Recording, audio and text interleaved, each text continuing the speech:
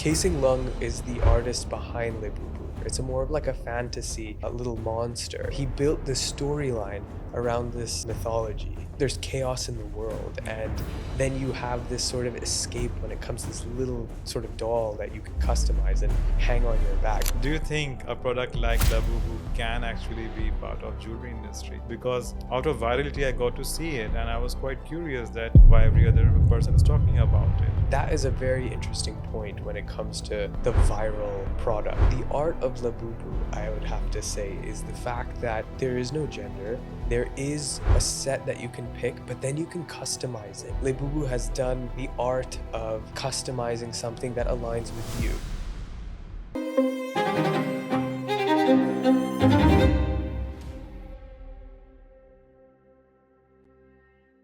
Sales is when you go to the client, while marketing is when clients come to you.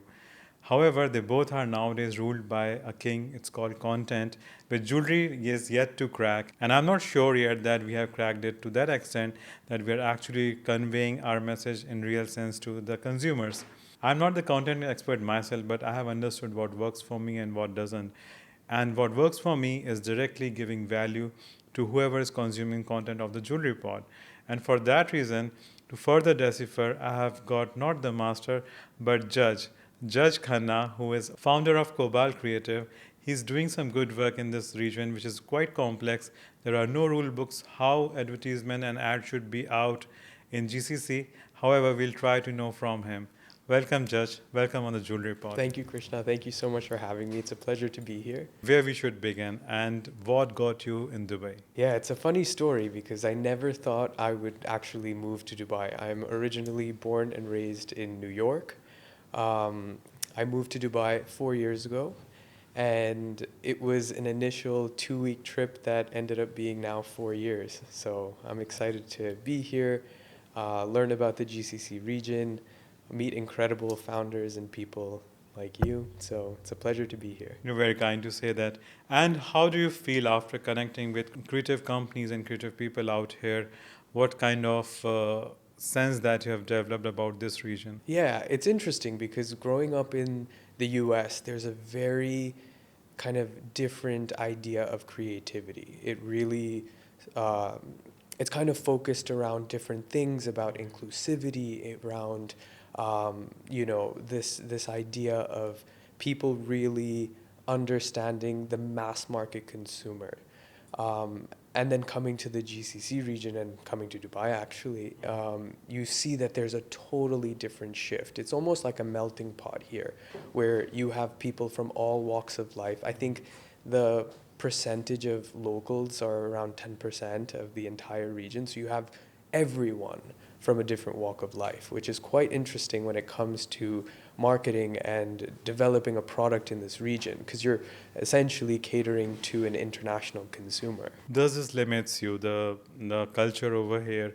Do you feel that sometimes you have to hold on to your horses while actually going wild with your thoughts and imaginations? Actually, it's interesting. I don't think you have to. I think that because there's so many amazing qualities of the world, for example, like Ferrari World in Abu Dhabi, like SeaWorld, all these places that are, tourist attractions from around the world have come to this sort of region and have built an almost utopian society. So your creativity can run wild here because there is a consumer for everything.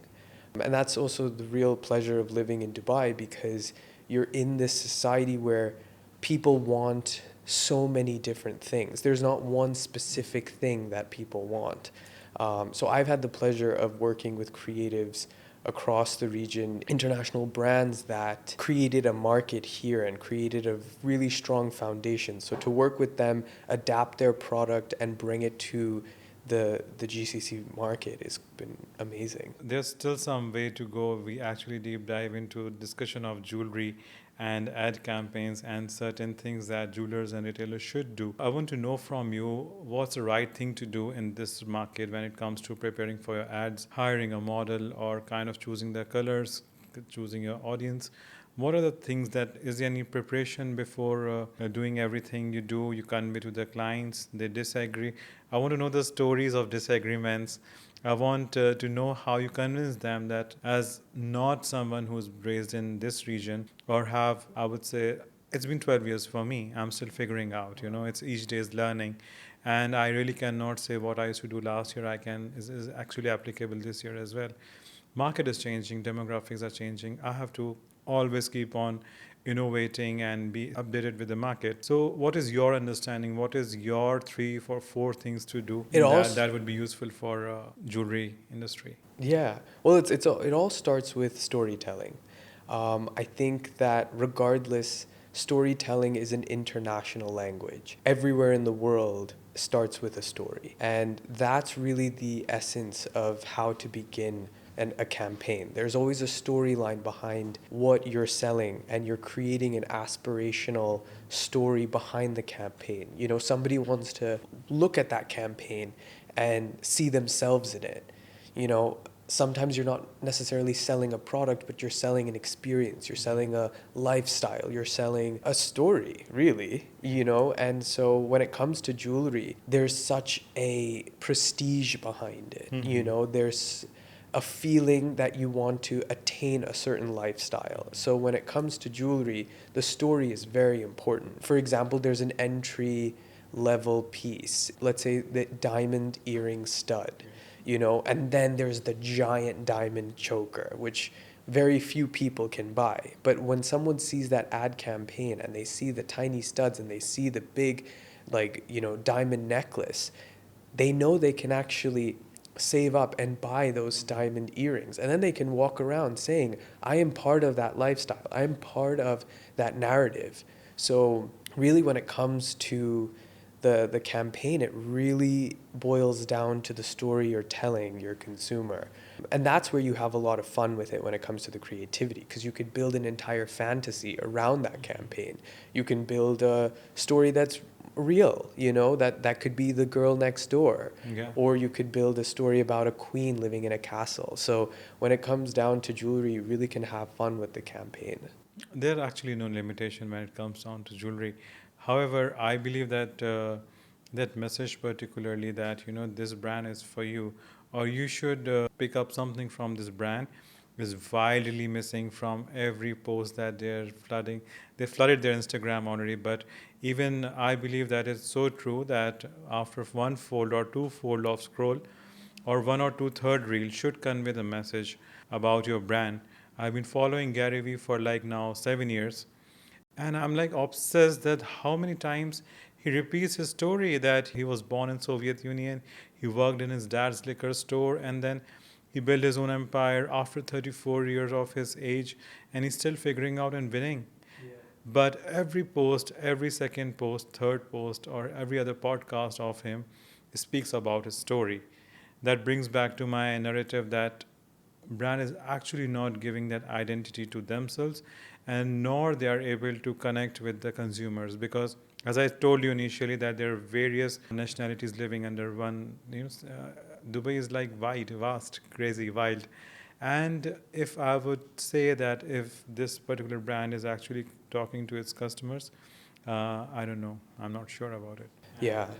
So I think that is an interesting point, and it's also really about the destination. I've worked with a few brands that aspire to have their jewelry shown on the beaches of Sardinia or the streets of New York City, where you're now taking their jewelry out of context. You're opening their brand into a new space. So when it comes down to the narrative and the story, it really is about getting that location involved. Exactly. I really don't want those shoots to be happening inside a studio. Exactly. And they must have a good camera crew, but they should be actually shooting in an office. I don't know. But you they should also be are shooting in Karama for that matter, Yeah. And that's the thing. When I was talking to some of my clients about shooting overseas, I was like, you want people to travel and to correlate your brand with a beach, with a luxurious sort of feeling, As soon as you take it out of a studio and you bring it to a location, you've now built a setting for your narrative. Mm-hmm. So I think it's really important that when you tell a story, you tell the entire story.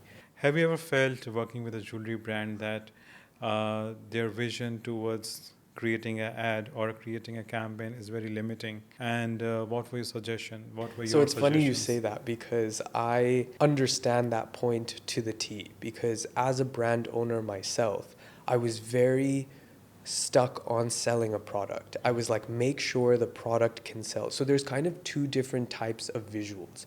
There's the selling the product and then selling the story. So when it comes to a campaign, you are telling a story. So you have a big setting, you have big styling involved, you have a model. So it almost takes away from the product per se, but it allows for a full story to be told. And a lot of brands find that the product is not being seen properly. And they're like, why am I building such a story? But you can't focus on my product. But then again, then that's why you have e-commerce. That's why you have the shots in a studio that are focused on your brand. So I always explain to my clients that there's two types of visuals. And for one, we'll focus on the product, but in the narrative for the campaign, it's all about that story. It's all about why should your consumer buy into your product? Why should they buy into your lifestyle?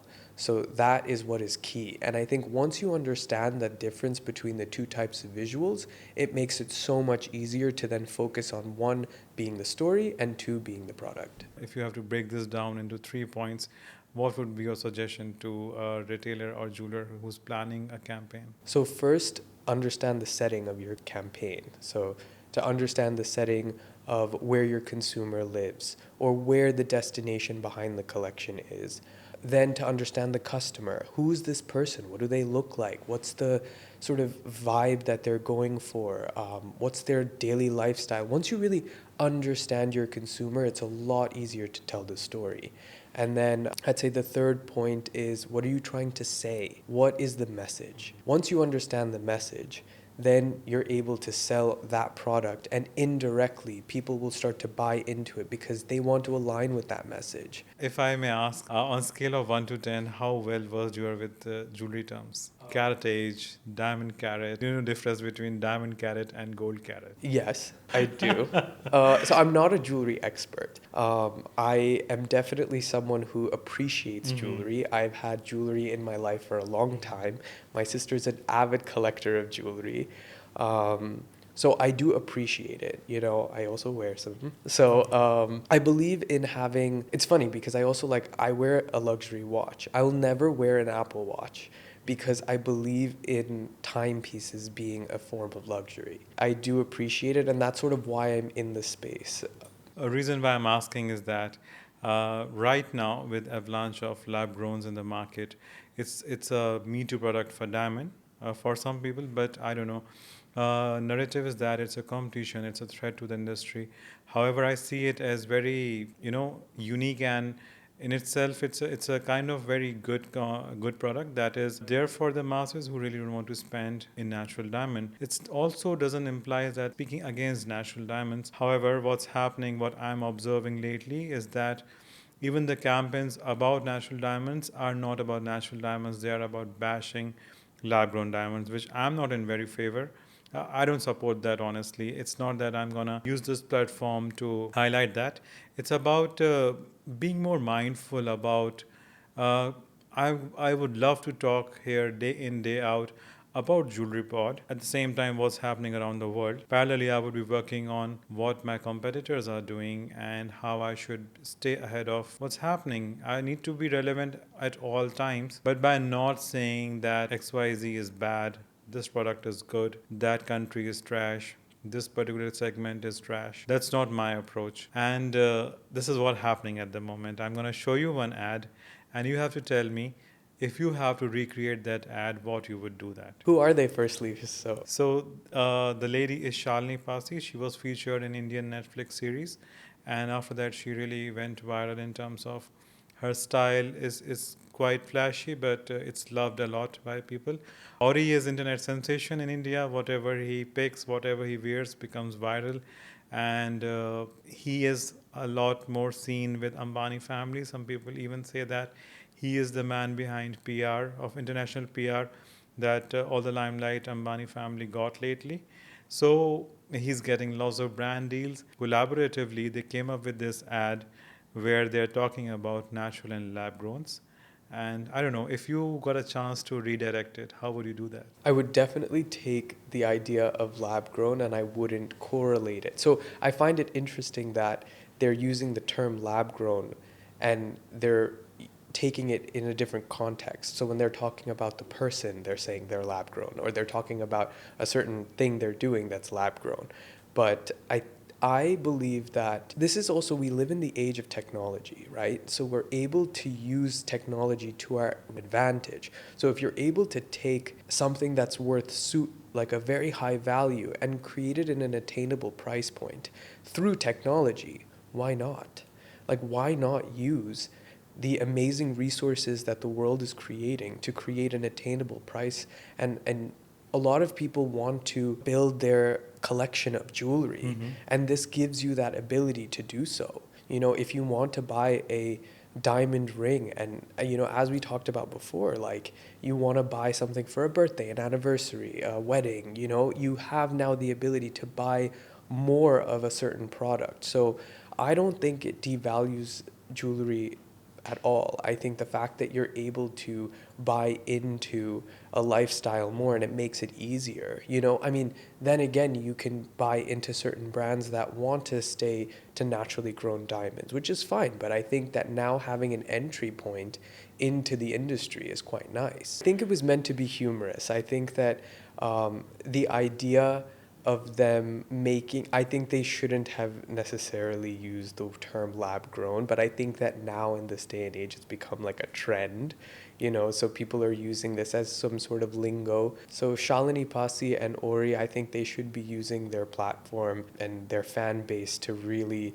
amplify things that really matter, rather than you know, using these terms of lab grown. Can I see And that? if you got to cast them, what would be your approach? Like, just give me an imaginary scenario. How would you redirect this ad as? Yeah, firstly, I would work on that script. I would rewrite the whole thing, because I think that it was meant.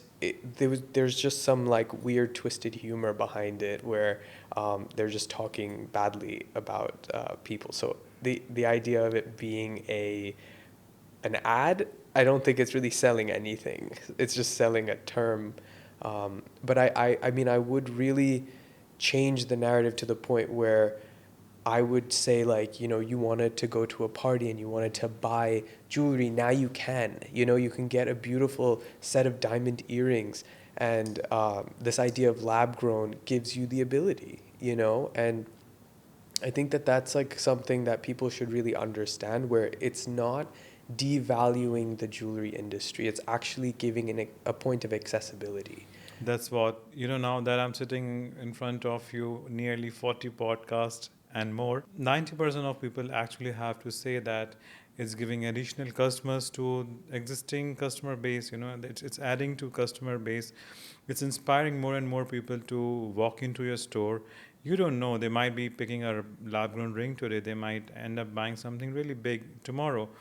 Whoever is thinking of buying jewelry is coming with a certain budget, and I feel that they all should be educated in a way that it is coexisting with what's already there since so many years. I strongly advocate since so long.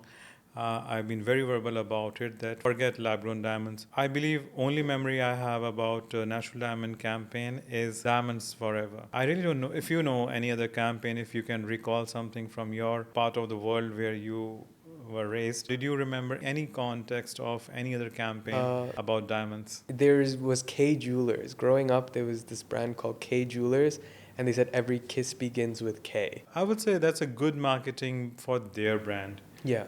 For diamond as a product as a whole, I remember just one ad which says Diamonds Forever. Diamonds Forever. What was the brand? De Beers came with this thing. Oh, okay. And I think they lived ages with this ad, and all of a sudden lab grown came and boom. Now that we talked about a trashy ad, they came up with really good ad. De Beers came up with another beautiful ad. It's called Dad's Love, and it is promoting second piercing. The second piercing on the daughter's ear, Yeah. which is sponsored by dad. So that ad is quite beautiful. I would say quite mindful. some brain is used in creating that. I feel that's a beautiful story. Dad taking his grown-up daughter to a jeweler, and he's standing by the side of her while she's getting her ears pierced. So that's cute, I would say, and that's kind of more meaningful. That kind of gives edge to the industry. You know, it's elevating. Yeah. I think that it's also about educating the consumer. You know, like you know so much about lab grown versus natural grown, right? But the idea of the consumer, they don't know so many details. And especially with ads like this, they're immediately their opinion changes. You don't go to a jewelry store saying, "Let's go and buy lab-grown diamond Yeah, today." You go with your family. You're happy while going to a jewelry store. You have a mindset. You have a certain budget. At the same time, when you actually love a piece of jewelry, you end up sometimes overspending. yes. So let's celebrate that thought that people come with so much preparation and aspirations to a jewelry store. And this narrative is still missing. Hey, let's go and buy a lab grown today. Everyone says, I'm gonna pick diamond jewelry. You know, I'm gonna pick diamond And when jewelry. you go to a jeweler, like you say, "Can I see your styles?" You don't say Yeah. like, "Show me the natural grown" instead of the lab grown, you know? So I find it interesting that there's so much, and I think that as a jewelry brand, you can educate your consumer. You can show them the two conditions of how like natural grown diamonds are mined and then how lab grown diamonds are built. And when you show the consumer those two, you can actually show in a better light what is lab grown diamonds? Like how do you build it in a way to tell the story of really how it is formed? Because I mean, you see on Instagram, the reels that go viral are the ones that are showing you how something is created, right? Yeah. People love to see Love like to see that. you know, like Dior does a bunch of videos of these bags and the way they're cutting the leather and then they're building and sewing, and they really tell you the story behind why the value is so high because of the craftsmanship that's behind it. As a jewelry brand, you have the ability to tell that story, and why not? And it's funny because it really boils down to the reason I do everything is the story behind it, right? The reason why we create the campaign is a story. The reason why you're buying into a product is the story. So for you to now, as a jewelry brand, be able to tell the story of lab grown diamonds, you're able to actually sway your consumer's mind to being like, that's really interesting, or I think I want to buy that. And like now I understand how my diamonds are being built. Like no one's hurt in the process. It's efficient. It still has the same value as natural grown diamonds. So it's interesting, I believe. Value is still a very subjective term. So natural diamond is still holding a real good value for all the good reasons. Because now that science has cracked how diamond is formed under the earth, after thousands of years, they're able to replicate that in a laboratory setup, which is cool, I would say, which is good invention. But yeah, it's also not harmful to depict how it is actually built and how it is actually coming to the market. There are some really good daring stores in Dera, which is such a traditional place to buy jewelry. Within the same store, they're selling lab grown and they're selling diamonds. And I'm not talking about some random mom and pop jeweler. I'm talking about really established brands who's here in this region for more than 50 years, is doing this very efficiently, and they're winning. Yeah, and I think that's really great because as long as even some brands are able to mix the two and they're able to like, buy into the lab grown, I think that when you're comparing diamonds to diamonds, then it's great. Like it's not like you're comparing cubic zirconium to diamonds, The value of the diamond is still there. And I think that's essentially by the end of the day, that's what people want is they want a diamond. Do you think a product like Labubu can actually be part of jewelry industry? This has been my question to everyone, that how you are making people aspire for your product.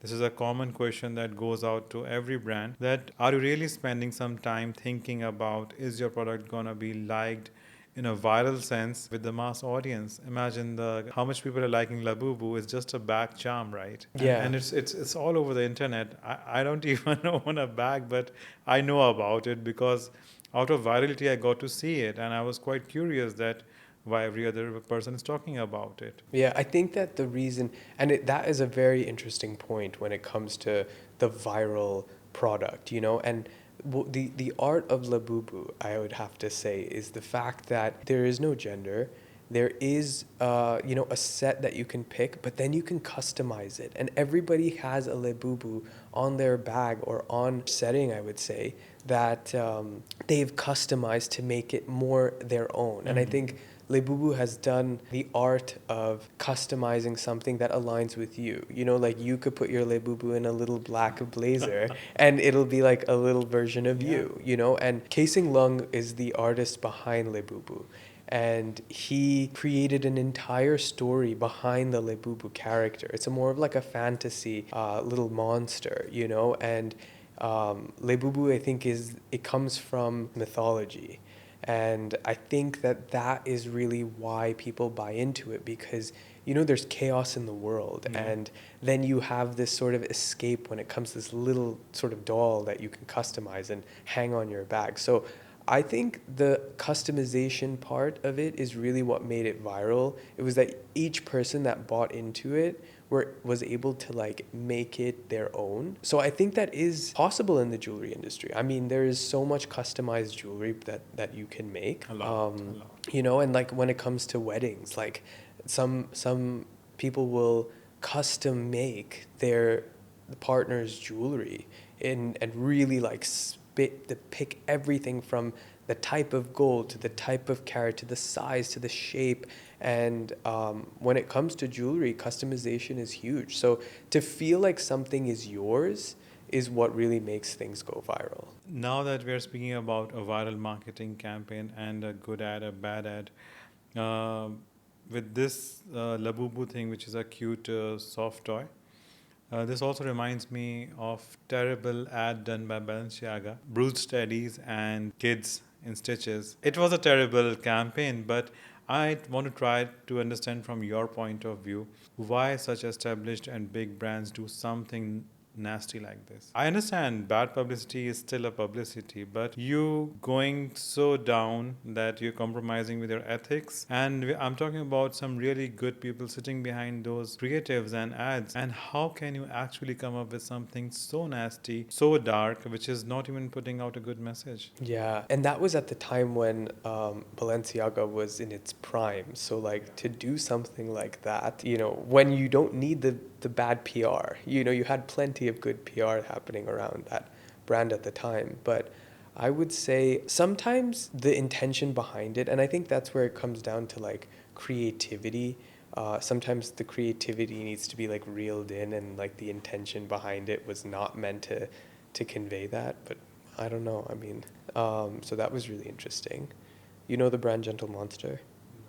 So Gentle Monster is like a Korean eyewear brand. They're a huge sensation. So recently they just launched an entire collection that's like the jewelry of eyewear. They're like fully encrusted diamond eyewear. It's super cool. So I think that it's cool to see jewelry entering a different market when it comes to eyewear, when it comes to footwear. There's like jewelry accessories. So traditional jewelry has always started in like earrings and a necklace, and then like over time you see it progress and it becomes like jewelry for the eyes, like jewelry for the feet. And I think to see jewelry progress after all of these years is quite amazing. And I love the idea and the juxtaposition between technology and jewelry. So going back to your point of lab-grown diamonds, like it gives the ability to also make a larger amount and make it globally accessible. So I believe that the jewelry market is really big and it's expanding. And we talked about it earlier too, where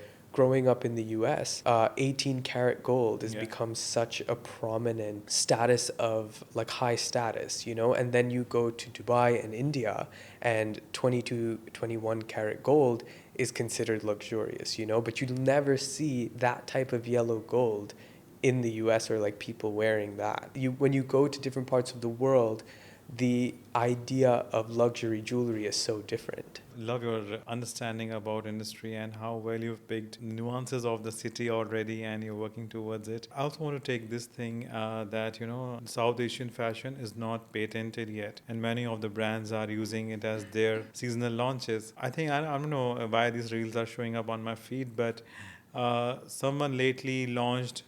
Someone wore at Met Gala as well, a top and a skirt with a stole as a dupatta. But they just revamped the whole salwar kurta thing in a very white. They just whitewashed it, and they're calling it their label. How can you patent like a sari or like a dupatta, you Why know? no? Like you Why can, no? Why I mean, not? who would also patent it? The country would? Like they would be like, you can't use a shawl or a dupatta or a pleat in a sari. So, I mean, so as a designer, I love seeing the inspiration of South Asian traditional clothes be influenced, you know, and especially being a coconut, you know, like I Yeah. was, you know, grown up, I'm Indian, but I grew up in the US, you know, so I was able to see the influence of Southeast Asian clothes in a more modern New York Fashion Week has influenced, you know, and also, I mean, when it comes down to like Grecian pleats, like, you know, the Grecian draping gown has been also influenced. So there's such a crossover between South Asian clothes, Greek clothes, like, you know, I'm just trying to understand from your point of view, who has been in that region for maximum of your career days, and then you have ventured in UAE here now. I'm just trying to understand that we cannot actually practically patent everything because there's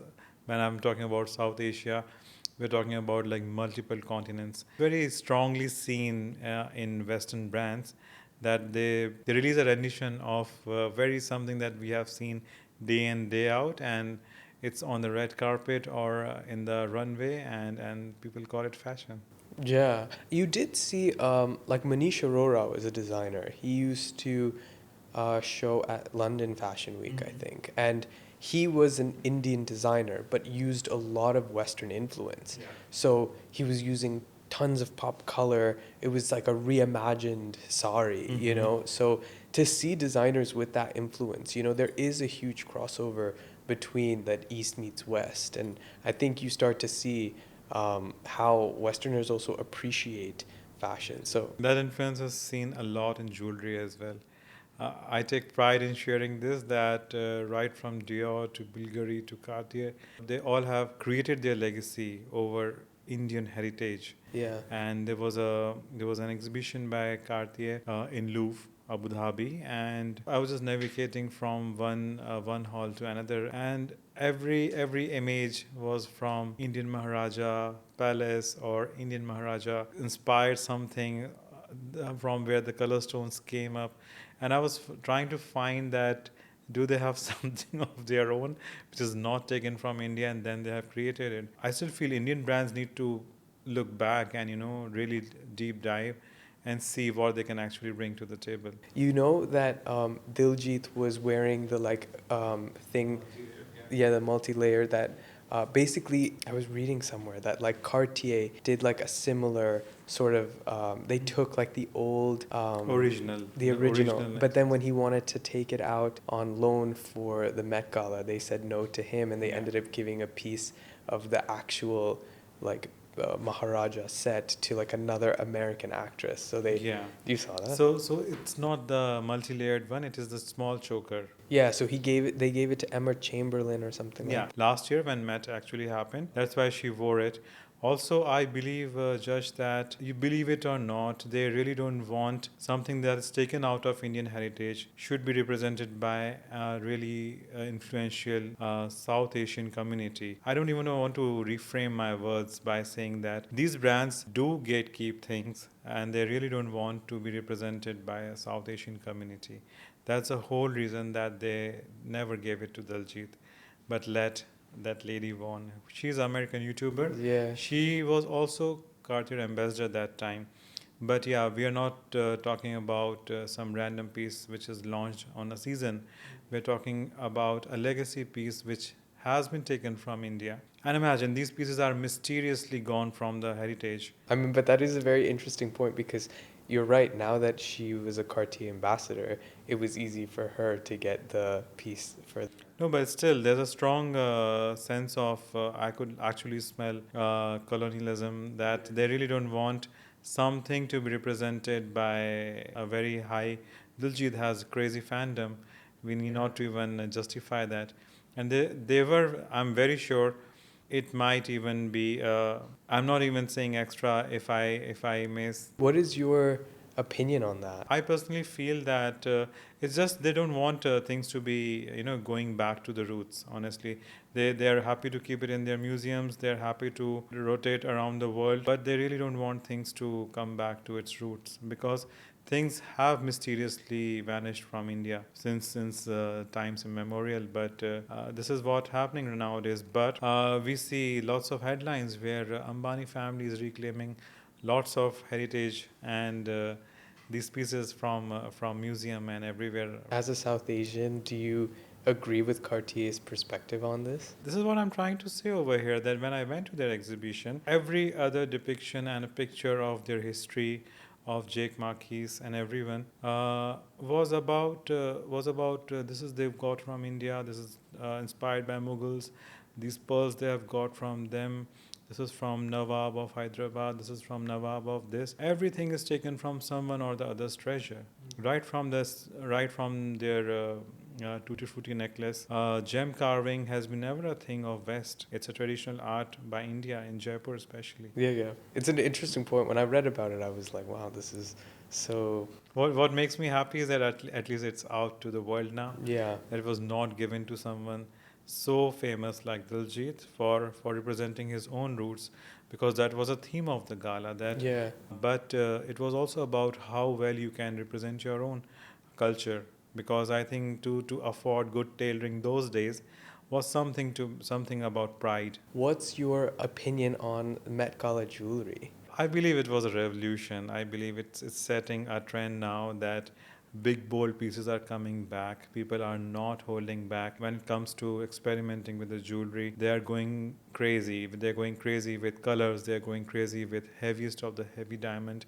Imagine if Isha Ambani can just show up in a necklace that was used for a movie with Moise Nights. If she can recreate it again and show up at such an international level, this year onwards, it will not be same for the jewelry industry. So, what do you think of then, let's say now in the world of lab grown diamonds, a piece that, was from natural diamonds, super high value piece, you can duplicate in no time with the ability this of is doing how that. people are actually experimenting. So I'm talking about some master jewelers in the industry, and they have been using different cuts of the diamond, and their pieces are considered to be legacy pieces, heritage pieces. However, after lab growns, you can request any form, any shape, in any size, and it is much, much, much cheaper than carving actually a But real like, think diamond. about it. It is a very promising vertical, let me tell you, Yeah. and people are silently working on it. But like, think about fashion, right? Like, Yeah. there's so like, let's say you see the runways of,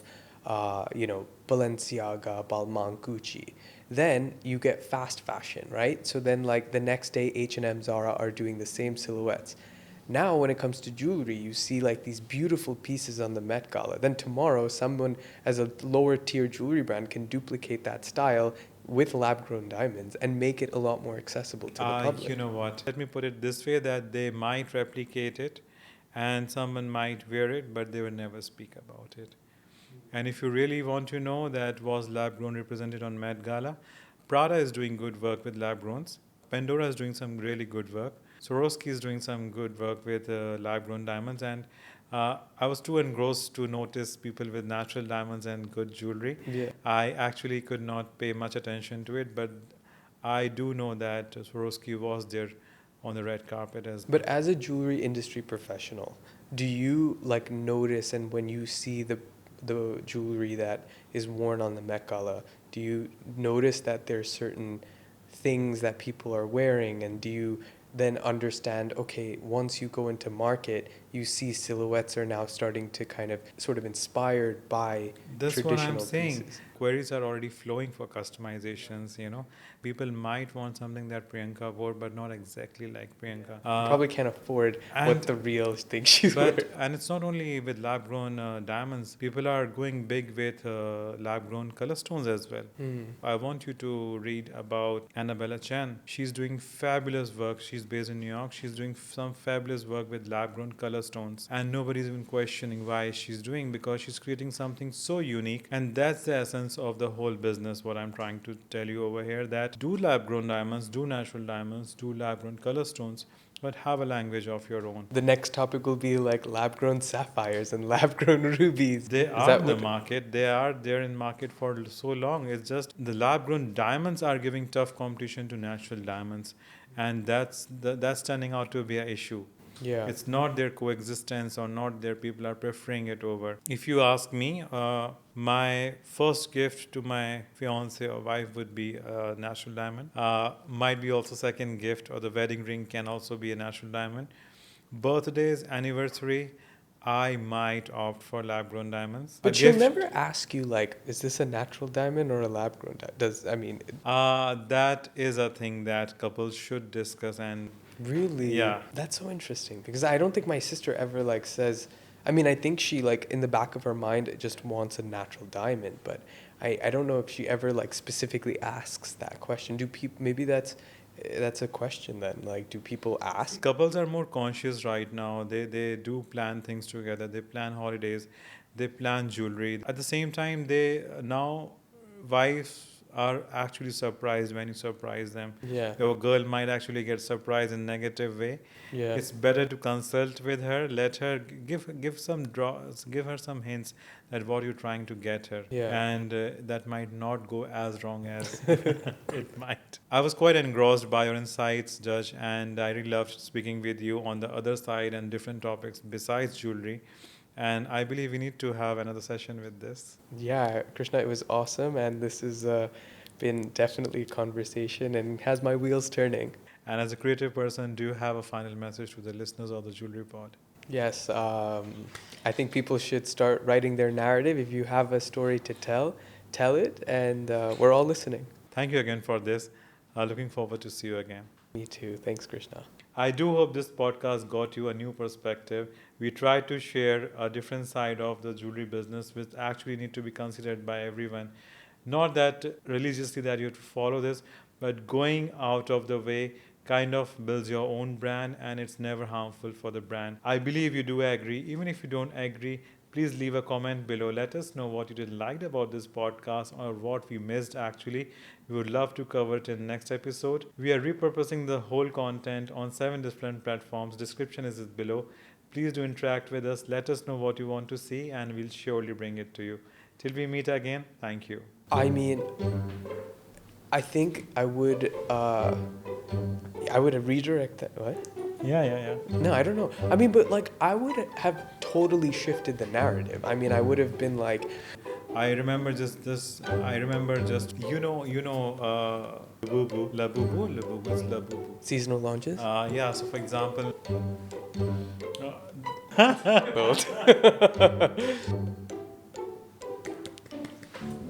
Yay.